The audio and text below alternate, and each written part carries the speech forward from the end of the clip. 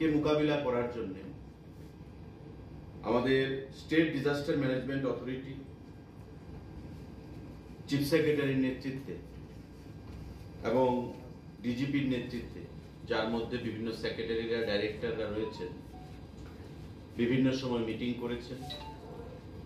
এবং সমস্ত জেলার ডিএমদেরকে পরিষ্কার ভাষায় বলা হয়েছে যাতে করে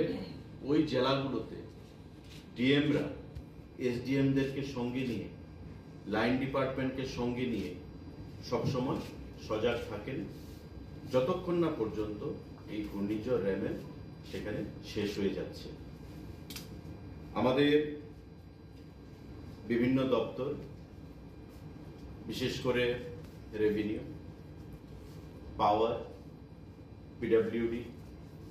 ট্রান্সপোর্ট, এই বিভিন্ন দপ্তরগুলো সর্বদা রেমেলকে মোকাবিলা করার জন্য রেভিনিউ দপ্তরের নেতৃত্বে সেখানে সজাগ দৃষ্টি রেখে চলেছেন এবং এখন পর্যন্ত আপনারা জানলে খুশি হবেন এবং আপনাদের মাধ্যমে আমরা জানাতে চাই রাজ্যবাসীকে যে এখন পর্যন্ত কোনো হিউম্যান লস লাইফের সংঘটিত হয়নি এই ঘূর্ণিঝড়ের কবলে পড়ে। ন্যাশনাল ডিজাস্টার যে রিলিফ ফোর্স, যে এনডিআরএফ এবং আমাদের যে এসডিআরএফ স্টেট, সেটা সবসময় সজাগ রয়েছে। আমাদের ফায়ার সার্ভিস সজাগ রয়েছে এবং রাজ্য প্রশাসন সম্পূর্ণভাবে মুখ্যমন্ত্রী নজর রেখে চলেছেন।